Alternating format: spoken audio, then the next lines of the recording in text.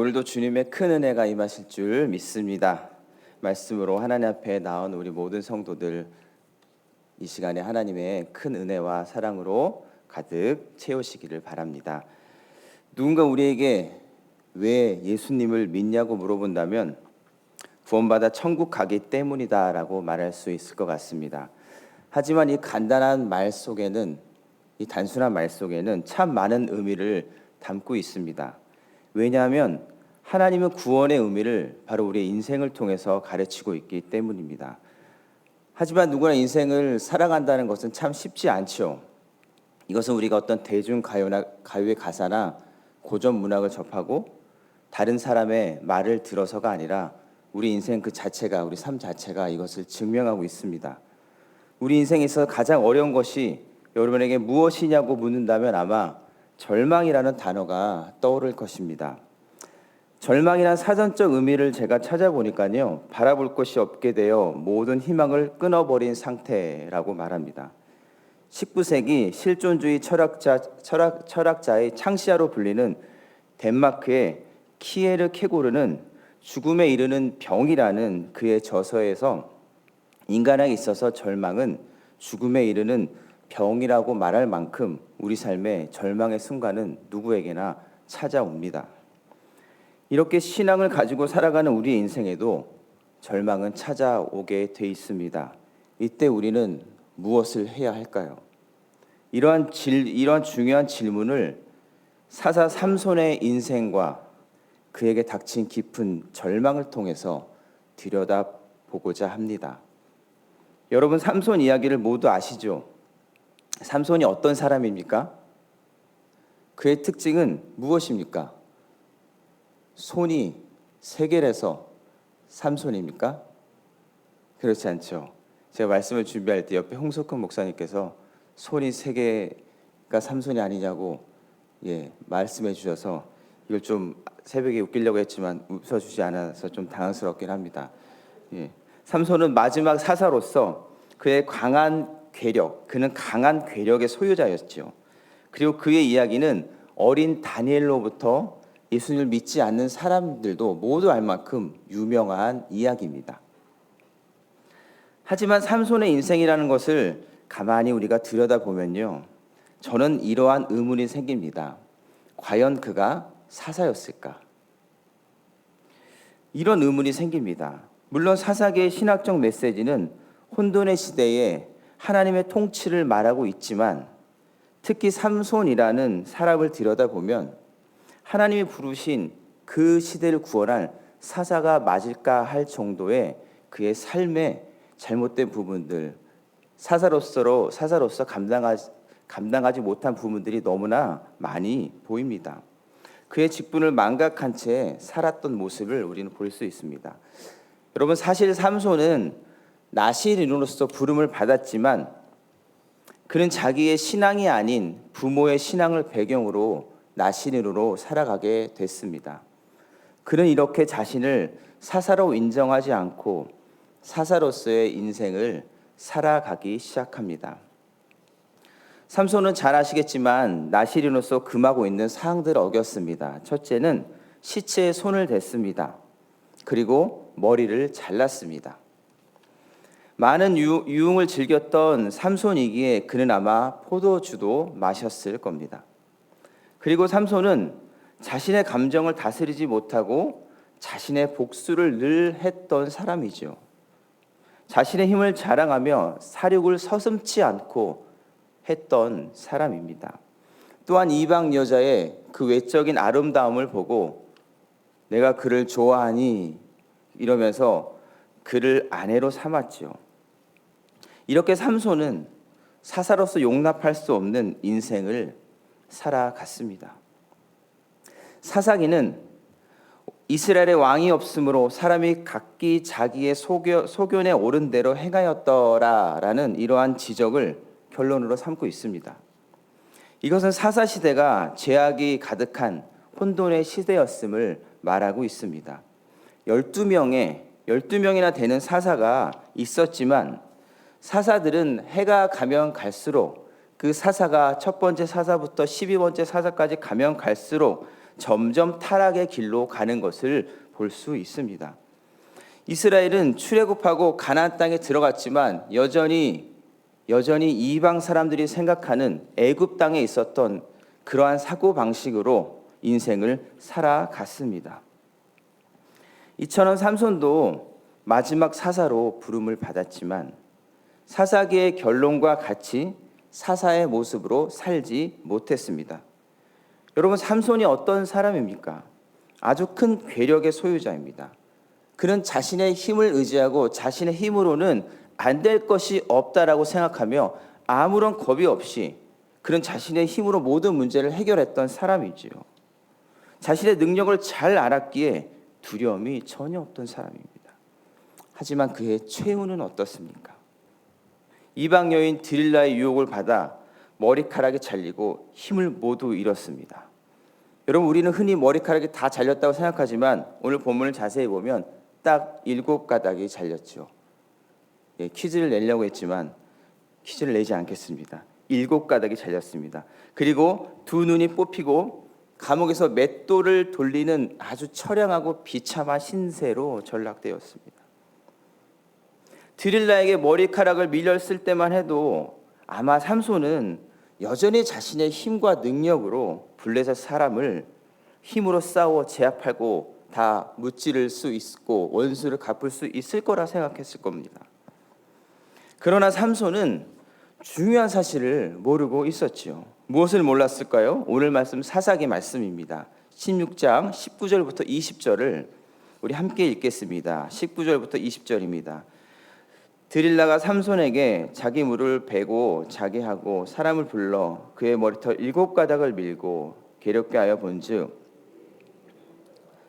드릴라가 이르되 삼손이여 블레셋 사람이 당신에게 들이닥쳤느니라 하니 삼손이 잠을 깨며 이르기를 내가 전과 같이 나가서 몸을 떨치리라 하였으나 여호와께서 이미 자기를 떠나신 줄을 깨닫지 못하더라. 아멘. 여호와께서 이미 자기를 떠나신 줄 깨닫지 못하더라. 삼손의 그 엄청난 힘은 자기 자신의 능력이 아니라 하나님께로부터 온 것임을 그는 몰랐습니다. 하나님의 영이 사사 삼손에게 임하였기에 삼손은 힘을 쓸 수 있었던 것입니다. 삼손은 이것을 모른 채 자신의 힘만을 믿었습니다. 평생 하나님을 인정하지 않고 방탕하게 산 것입니다. 삼손은 하나님의 사사로 부름을 받았지만 사사의 사명을 망각한 채 육체의 정욕을 따라 살았습니다. 이제 그는 이방 여자의 아름다움에 취해서 두 눈이 뽑히고 맷돌을 가는 이제 블레셋 사람의 조롱거리가 되는 그러한 삶으로 전락되었습니다. 평생 자신의 힘을 믿고 자신이 원하는 것은 다 힘으로 해결할 수 있었던 그 삼손이 이렇게 비참하게 되었던 것이지요. 여러분, 그의 삶에 이제 무엇이 찾아왔습니까? 자신의 힘만을 의지하던 그에게 이제 바로 절망이 찾아온 것입니다. 나귀 턱뼈 하나로 무장한 블레셋 군인 1000명을 무찔렀던 삼손, 여우 300마리를 꼬리를 엮어서 단숨에 잡아 자신 힘을 과시하며 복수했던 삼손, 아름다운 여인의 모습을 보면 금사빠라고 하죠. 바로 사랑에 빠져 유리방황했던 삼손. 그는 이제 인생의 깊은 절망 속에 그는 갇히게 되었습니다. 힘으로 못할 것이 없고 자신의 소견에 옳은 대로 늘 살았던 삼손이 이제는 아무런 힘을 쓸 수 없는 아주 연약한 사람이 된 것입니다. 하나님께서 나시린으로 부름을 받아 하나님이 함께한다는 증거인 힘, 그의 강한 힘이 이제는 다 사라지고 세상에서 가장 약한 사람이 되었습니다. 그런데 여기서 우리가 주목해야 할 한 가지 중요한 사실이 있습니다. 바로 22절입니다. 우리 함께 읽겠습니다. 22절 시작. 그의 머리털이 밀린 후에 다시 자라기 시작하니라. 그의 머리털이 밀린 후에 다시 자라기 시작하니라. 여러분, 이것은 무엇을 말할까요? 성경에 그냥 머리털이 단순히 자연스럽게 자랐다를 말하지 않습니다. 이 중요한 삼손의 메시지 가운데 사사기 기자가 단순히 머리털이 자랐다라고 말을 할까요? 머리털이 다시 자란다는 말은 그는 여전히 하나님이 부르신 하나님의 사사였다는 것입니다. 그는 비록 사사의 사명을 망각하고 자신의 삶을 죄인의 길을 걸었지만 하나님께서 이러한 한 사람을 통해서도 하나님의 통치를 드러내고 계신다고 하는 것입니다. 사사기 자체로는 그 역사가 비극으로 끝납니다. 그 역사 안에 하나님의 통치와 주권은 하지만 여전히 흐르고 있음을 우리는 볼 수 있습니다. 그리고 이제 삼손은 다곤 신당에 끌려갔습니다. 많은 사람의 조롱거리로 비참한 인생이 되었습니다. 그런데 삼손은 이때 아주 놀라운 고백을 합니다. 28절입니다. 함께 읽겠습니다. 28절입니다. 삼손이 여호와께 부르짖어 이르되 주 여호와 구하옵나니 나를 생각하옵소서. 이번 나를 강해하사 나의 눈을 뺀 블레셋 사람에게 원수를 단번에 갚게 하옵소서. 여러분, 무슨 말인가요? 드디어 삼손은 처음으로 간절히 하나님 앞에 부르짖습니다. 깊은 절망 속에서, 실패의 자리에서 그는 삶을 돌아보았습니다. 자신의 덩역대로 살던 삼손, 힘 하나 믿고 살던 삼손, 사사로서 평생 사명을 망각한 채 그가 인생의 절망 가운데서 이제는 하나님을 만났습니다. 그는 다시 힘이 생겨 여호와를 조롱하던 블레셋 사람을 질면시켰습니다. 자신의 마지막을 전부를 들여 사사로서 하나님 앞에 드리게 되었습니다. 자신의 힘을 자신을 위해서 쓰던 그 삼손은 이제 자신의 힘을 복수로만 사용하던 그 삼손은 이제 그 힘을 하나님 앞에 드리는 순간이 되었습니다. 인생의 절망에서 비로소 삼손은 하나님의 원래의 부르심대로 사사로서의 사명이 회복된 것입니다. 여러분, 어떤 인생이든지 절망이 찾아옵니다. 구원받은 우리의 삶에도 불신자와 같은 똑같은 순간이 찾아옵니다. 예수를 믿는 우리에게도 절망은 찾아옵니다. 이것은 여러분이 살아내고 있는 인생이 증명할 것입니다. 성경은 여러분, 믿음이 좋으면 위기를 맞이하지 않는다. 고난이 피해간다. 큰 병에 걸리지 않는다. 코로나에도 걸리지 않는다를 말하지 않습니다. 하지만 성경이 보다 더 강조하는 것은 그 절망의 순간에서, 그 고난의 순간에서, 그 눈물 짓는 그 순간에서 하나님이 우리의 눈물을 어떻게 닦아주셨는지, 하나님이 나의 손을 잡고 어떻게 함께 하셨는지를 더 중요하게 말하고 있다는 것이지요. 여러분, 기억하십니까? 이스라엘이 시퍼런 홍해 앞에서, 그 절망의 순간에서, 소망이 전혀 없는 그곳에서 비로소 모세는 지팡이를 홍해 앞으로 내밀었습니다. 광야에 절망이 있을 때 그들은 비로소 하나님의 구름 기둥과 불 기둥을 경험했습니다. 다윗도 인생의 절망과 위기 가운데서 여호와는 나의 목자시니 라는 깊은 신앙의 고백을 할 수 있었습니다. 신약의 사도 바울도 어땠습니까? 자신이 어쩔 수 없는 죄의 굴레에 갇힌 사람으로서 그 좌절감을 느낄 때 비로소 그 로마서 8장, 로마서의 가장 꽃이라고 하는 로마서 8장의 서두에 그러므로 예수 그리스도 안에 있는 자에게는 결코 정죄함이 없다라고 그는 고백할 수 있었고 선언할 수 있었습니다. 여러분, 얼마 전에 돌아가신 이어령 교수님을 모두 아실 것입니다. 이 시대의 최고의 지성인이고요. 석학이었던 그에게도 무엇이 찾아옵니까? 바로 인생의 절망이 찾아왔습니다. 사랑하는 딸의 실명의 위기 앞에서 그런 인생의 절망을 맛보게 됩니다. 그때 하나님을 모르던 무신론자였던 이어령 교수는 이렇게 기도합니다.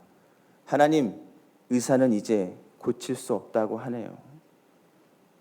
하나님, 이제 의사는 못 고친다고 하니까 이제 하나님밖에 없습니다.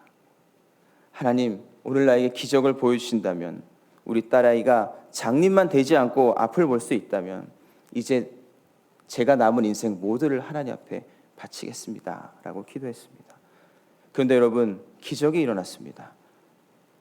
딸의 망막이 정말 의사도 설명할 수 없을 정도로 다시 붓게 되었고, 이효령 교수는 하나님의 존재를 믿고 세례를 받았습니다. 그 깊은 절망 속에서 하나님을 만난 것입니다. 새로운 인생을 살아가게 된 것입니다. 사랑하는 성도 여러분, 인간은 누구에게나 절망이 찾아오고 우리는 앞으로 그런 삶을 살아가게 됩니다. 제가 왜 이른 아침 새벽부터 절망 이야기를 할까요? 절망 속에 소망이 있기 때문입니다. 왜 제가 아침부터 이런 어두운 얘기를 할까요? 이것이 우리의 팩트, 삶의 팩트이기 때문이죠. 절망을 여러분 경험해야 하나님을 진정으로 만날 수 있습니다. 하나님은 인생의 절망 속에서 우리를 새롭게 하십니다. 절망 속에서 이제 여러분 일어나십시오. 네 삶의 가장 어려운 시기가 지금이라고 여러분 고백하신다면 삼손과 같이 하나님의 부르심을 회복하고 여러분의 자존감을 회복하고 하나님이 우리를 얼마나 사랑하는지 확인할 수 있는 그런 시간인 줄 여러분 믿으셨으면 좋겠습니다. 절망 속에서 자신의 나약함을 고백하며 하나님으로만이 자신이 강해질 수 있음을, 힘을 쓸 수 있음을 고백했던 사사 삼손처럼 우리도 절망의 순간에 하나님의 진정한 은혜를 경험하기를 주님의 이름으로 축복합니다. 여러분, 이제 그 절망의 순간에서 하나님을 경험할 귀한 시간이 우리에게 있습니다. 하나님, 우리 명성제일교회를 너무나 사랑하셔서 어쩌면 실패의 자리에서, 고난의 자리에서, 절망 속에서 우리를 다시 회복하시길 원합니다. 그래서 하나님께서 무엇을 준비하셨나요? 세계를 보여주려고 3월 특별 새벽 집회를 준비하였습니다. 여러분, 매년 돌아오는 행사라고 생각하지 마시길 바랍니다. 여러분, 이번에 반드시 이 절망 속에서, 낙심 속에서, 어려움 속에서 반드시 내가 하나님을 만나리라, 우리 가정이 반드시 하나님 앞에 새롭게 되리라, 우리 교회가 반드시 다시 공동체 예배를 회복하리라, 여러분 그렇게 선포하시면서 3월 새벽 집회 여러분 준비하시기를 바랍니다. 오늘도 하나님을 깊이 만나시는 귀한 은혜가 있기를 주님의 이름으로 간절히 축복합니다. 우리 함께 기도하겠습니다. 하나님 아버지, 감사합니다. 절망 가운데, 인생이 다 실패한 가운데 다시 사명을 회복하고 하나님의 손을 붙들고 하나님 앞에 나갔던 그 삼손처럼 오늘도 우리의 손을 붙잡아 주시고, 혹시 절망 가운데, 어려움 가운데 거하고 있는 우리 아버지 하나님 성도들이 있다면 하나님 다시 한번 주님 앞에 나가는 귀한 시간 될 수 있도록 하나님 함께하여 주시옵소서. 모든 영광 주님 앞에 올려드리며 예수 그리스도의 이름으로 기도드립니다.